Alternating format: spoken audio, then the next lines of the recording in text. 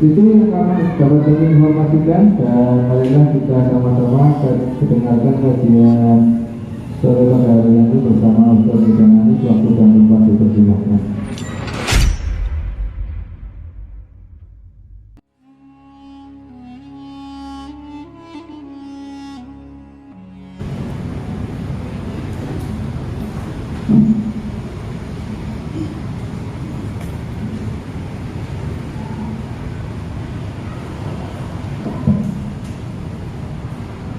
Bismillahirrahmanirrahim.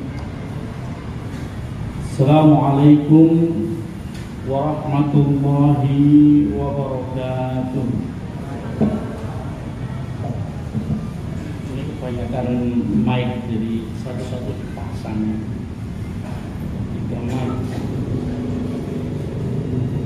Alhamdulillah, alhamdulillahilladzi hadana lihada wa ma kunna linahtadiya laula an hadana Allah. Asyhadu an la ilaha illallah wahdahu la syarika lah, wa asyhadu anna sayyidana Muhammadan abduhu wa rasuluh la nabiyya ba'dah. Allahumma shalli wa sallim wa barik ala sayyidina wa maulana Muhammadin wa ala alihi wa sahbihi wa man tabi'al huda ila yaumiddin. Amma ba'du, fa ya ibadallah, usikum wa iyaya nafsi bi taqwallahi wa ta'atihi faqad fazal muttaqun. Qala Allah ta'ala fi kitabil karim, a'udzu billahi minasy syaithanir rajim, bismillahirrahmanirrahim. Innahu laqur'anun karim fi kitabin maknun la yamassuhu illa al-mutahharun. Tanzilun min rabbil alamin. Afa bihadzal hadithi antum mudhinun wa taj'aluna rizqakum annakum tukadzibun. Kaum muslimin jamaah pengajian sore, apa namanya ini, kajian iftar, kajian menjelang iftar di Masjid Agung Darussalam. Kalau melafalkan Masjid Agung Darussalam harus panjang karena tulisannya hanya 2, Darussalam gitu ya.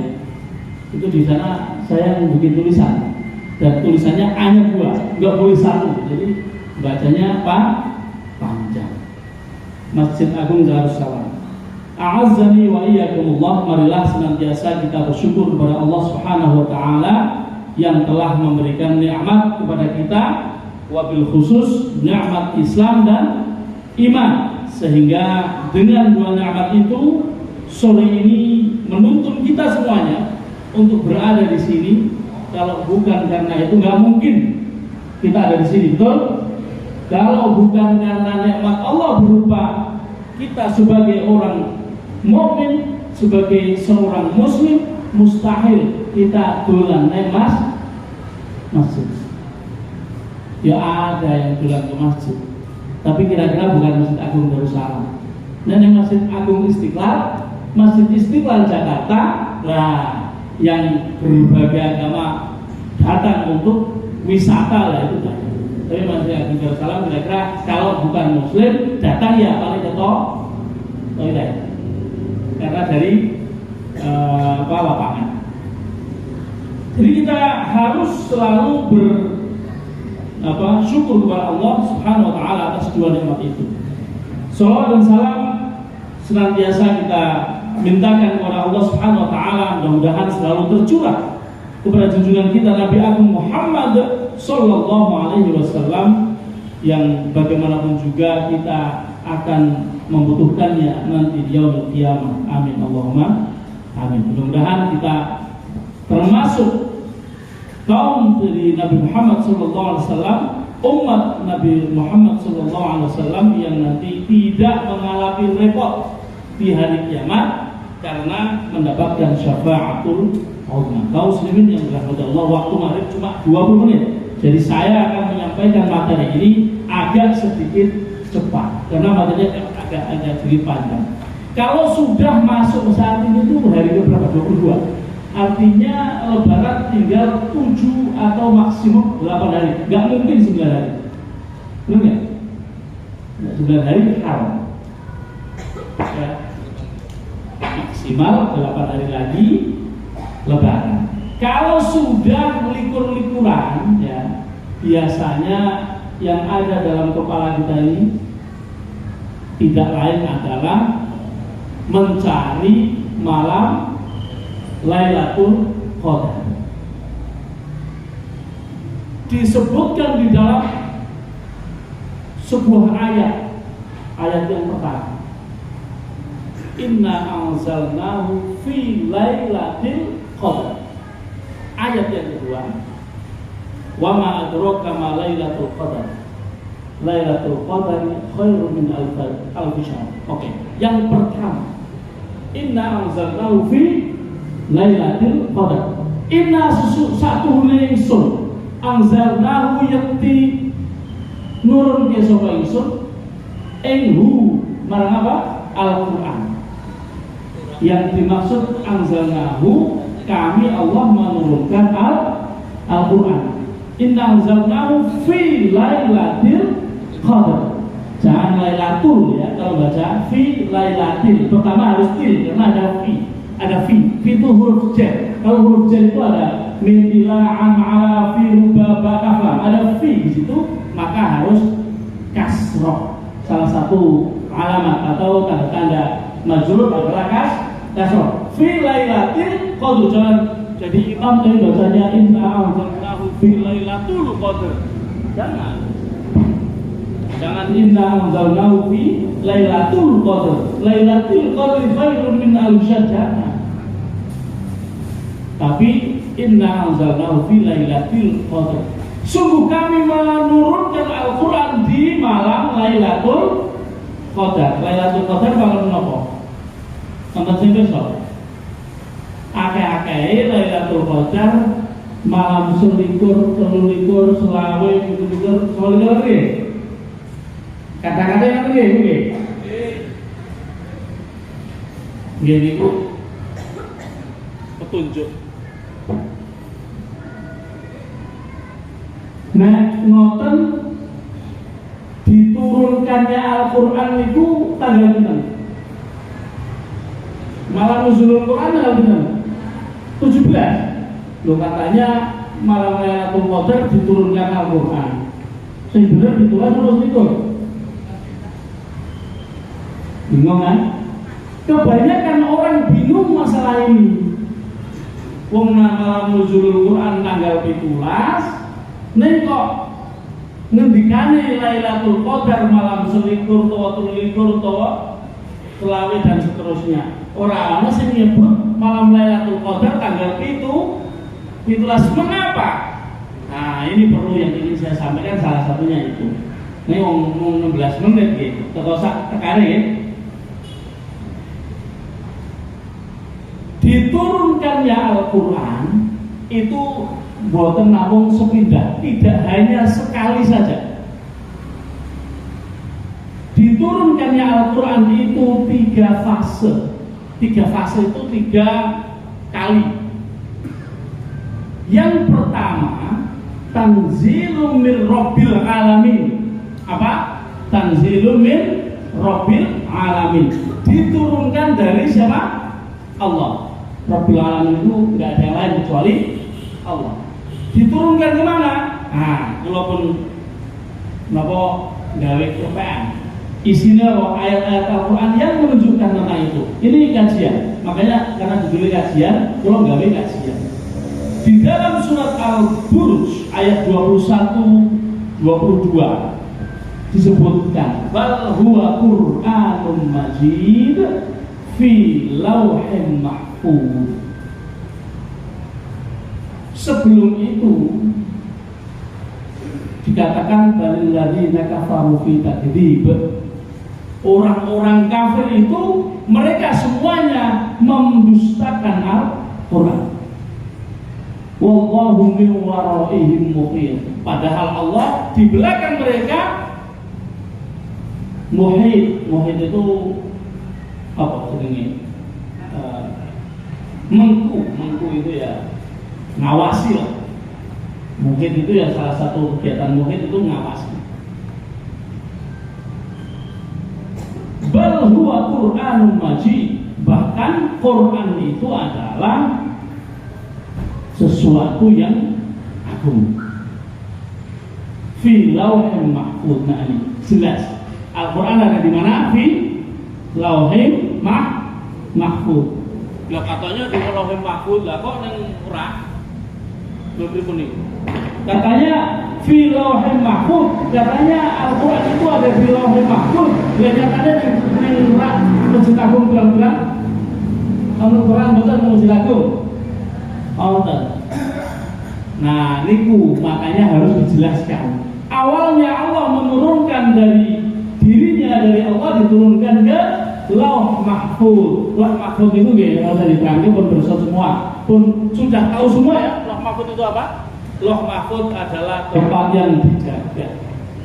Wis pokoke ning ndi kula ora ngerti, sing jelas itu terjaga. Catatan semua catatan amal kita, catatan amal-amal orang yang sudah meninggal dari zaman Nabi Adam sampai hari ini, semuanya ada di sana. Bahkan catatan-catatan tentang kehidupan yang akan datang semuanya ada di sana. Termasuk Al-Quran pertama diturunkan dari Allah, diturunkan ke Lauh Mahfuz. Nah itu yang pertama. Fase yang kedua, Al-Quran diturunkan dari Lauh Mahfuz kemana? Ke namanya Baitul Izzah. Baitul Izzah itu di langit dunia, ya, di langit dunia. Mula niki wau kula teng di depan tadi saya menyampaikan tentang rangkaian ayat dari surat Al-Waqiah ya. Tapi tidak usah saya ulangi karena tadi sudah saya baca. Saya akan menjelaskan tentang turunnya Al-Quran dari Lauh Mahfuz ke Baitul Izzah atau ini enggak? Halo? Dari Lauh Mahfuz ke Baitul Izzah itu di dalam banyak riwayat itulah peristiwa di mana Lailatul Qadar terjadi. Pertama diturunkan dulu ke Lauh Mahfuz. Habis itu dari Lauh Mahfuz dibawa ke Baitul Izzah. Baitul Izzah itu di langit dunia, di langit di mana kita berada. Kita memang melihatnya ada awan, ada apa, bintang. Tapi ada yang disebut di sana namanya Baitul Izzah. Dan disitulah Al-Quran turun ke Baitul Izzah. Kapan? Di malam Lailatul Qadar. Kapan malam Lailatul Qadar? Nah, baru ketemu. Banyak ditafsirkan, banyak dijelaskan bahwa malam Lailatul Qadar itu antara, tapi tidak pasti, belum tentu. Bisa juga sebelumnya. Antara 21, 23, 25, 27, 29. Tapi juga bisa tanggal 1, nggak mesti, belum tentu. Yang penting malam Lailatul Qadar ada di bulan Ramadan. Kemudian kaum muslimin yang dirahmati Allah. Jadi memang agak memang nggak boleh dipegang ya. Setelah Al-Quran diturunkan ke dalam Baitul Izzah, tidak langsung diberikan kepada Kanjeng Nabi, tidak langsung diberikan kepada Kanjeng Nabi. Kemudian pada saat bulan Ramadan, waktu itu belum Ramadan karena belum ada hukum tentang, belum ada ayat yang ke-183 surat Al-Baqarah, belum ada. Ketika Rasulullah SAW menerima wahyu pertama waktu di Gua Hira itu, ketika itu bahkan Rasulullah baru pertama kali ditunjuk menjadi seorang rasul. Ketika ditunjuk menjadi seorang rasul, ya belum ada kewajiban. Kok baru dikasih tahu, kamu jadi rasul kan gitu. Iqra bismi rabbikal ladzi khalaq. Bacalah wahai Muhammad, bismi rabbikal ladzi khalaq, dengan nama Tuhanmu yang Maha Menciptakan. Ketika itu dikatakan dalam satu riwayat, ada satu hadis yang mengatakan bahwa ketika Rasulullah Shallallahu Alaihi Wasallam menerima wahyu di Gua Hira dulu itu bertepatan dengan apa yang disebut di dalam Al-Quran, mungkin pada apa? Yaumal taqal jam'an, kan? Di dalam surah Al-Baqarah ada Yaumal taqal jam'an. Saya nggak apa ayatnya, saya nggak nulis soalnya. Yaumal taqal jam'an itu artinya hari di mana dua pasukan yang besar bertemu. Dua pasukan yang besar bertemu itu pasukan apa? Pasukan Rasulullah dengan kaum kufar di perang Badar. Malam perang Badar itulah beberapa tahun sebelumnya bertepatan dengan malam di mana Rasulullah menerima wahyu di Gua Hira. Nah, paham ya? Lernya udah tahu sekarang ya, bahwa mengapa kemudian diperingati nuzul Quran di tanggal malam 17, karena saat itulah malam perang Badar. Malam perang Badar sama dengan malam Kanjeng Nabi menerima wahyu di Gua Hira. Nah, makanya nuzulul Quran tanggal 17. Sekarang teka-tekinya ketemu ya. Itu kalau dengerin orang pada bicara di internet kan pada nggak ada jawabannya. Nah, ini saya kasih kepean, saya kasih jawaban bahwa mengapa kok jadi bingung? Inna anzalnahu fi lailatul qadar. Kenapa lailatul qadarnya tidak tanggal 17? Sebabnya adalah penurunan Al-Quran itu tidak sekali.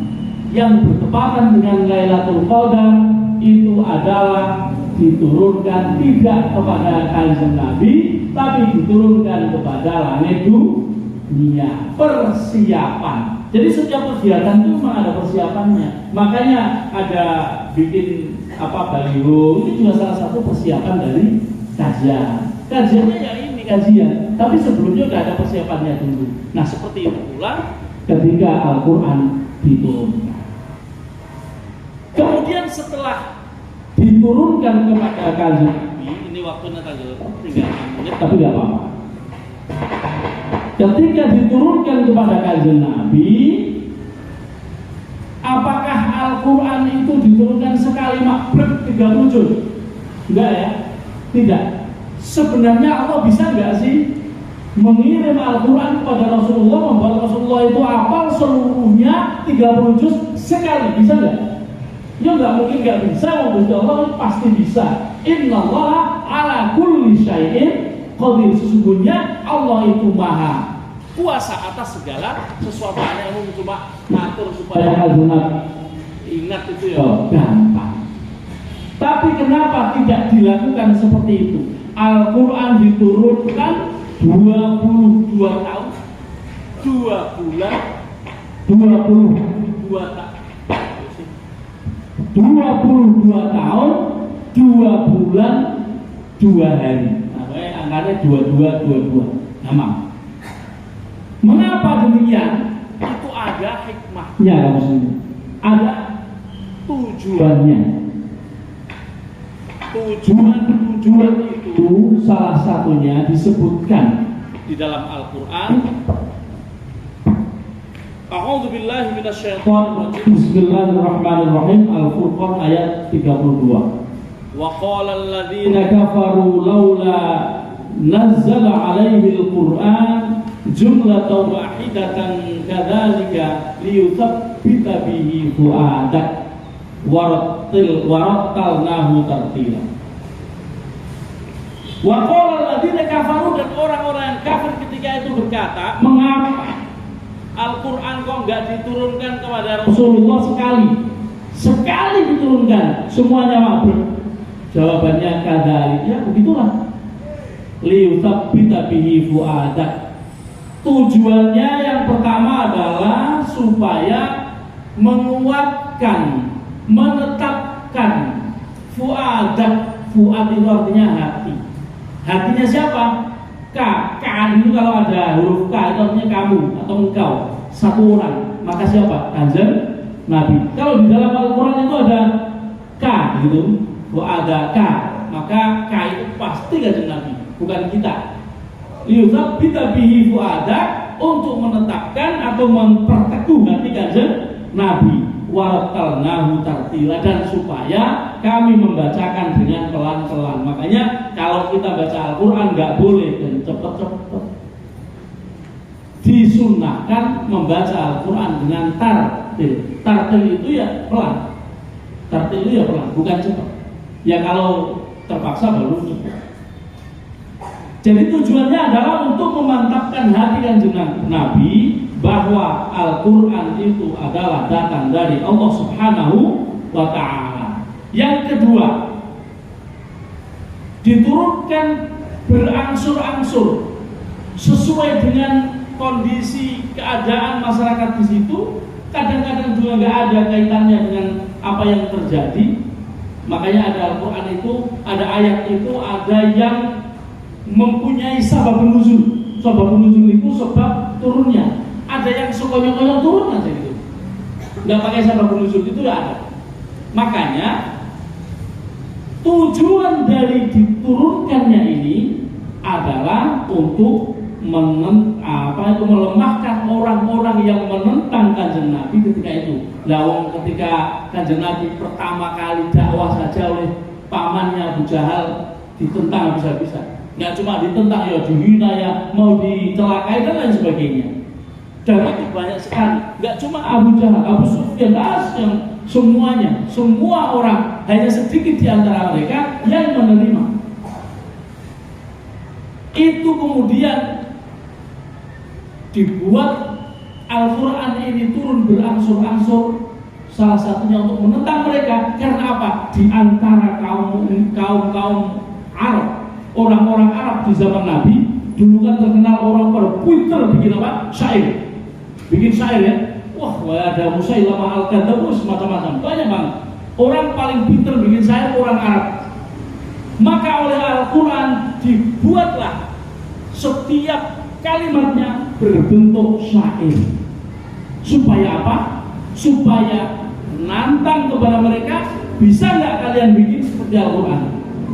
Gede-gede penyair Arab nggak ada satupun yang mampu menciptakan sebuah rangkaian kalimat, rangkaian puisi, rangkaian syair sebobot-bobotnya dengan apa yang dimiliki oleh Al-Quran.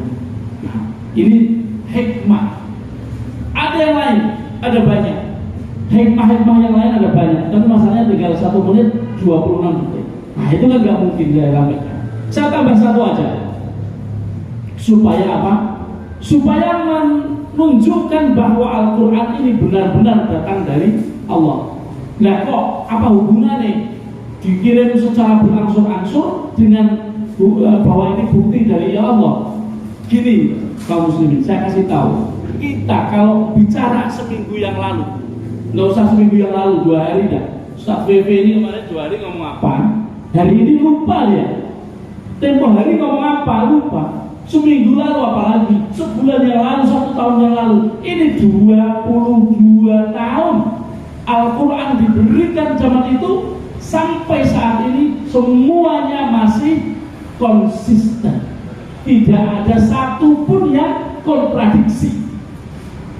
Itu sebuah bukti bahwa ini bukan sembarang ucapan, bukan ucapan manusia, bukan karangan Kanjeng Nabi. Kalau Muhammad SAW yang ngarang Al-Quran, wis pasti kontradiktif. 22 tahun yang lalu pasti beda dengan hari ini. Nah, itu salah satu bukti bahwa kalau yang membuat Gusti Allah, maka pantas pantas konsisten, pantas gak ada kontradiksi, itu kemudian menjadi bukti bahwa diturunkannya Al-Quran secara berangsur-angsur adalah bukti bahwa Al-Quran itu dari Gusti Allah. Kita sudah habis waktunya, kita patut bersyukur ya, kita mempunyai Al-Quran yang menjadi pedoman kita, dan itu adalah dari Allah Subhanahu wa Ta'ala. Marilah kita akhiri pengajian kita di sore ini dengan bacaan Kafaratul Majlis bersama-sama. Mudah-mudahan apa yang kita dengarkan ini, yang kita sampaikan ini ada manfaatnya maupun meskipun secuil. Dan dari saya, apabila ada kekurangan, maaf yang sebesar-besarnya. Mari kita akhiri. Subhanallahumma wa bihamdika asyhadu an la ilaha illa anta astaghfiruka wa atubu ilaik. Jadi, assalamualaikum warahmatullahi wabarakatuh.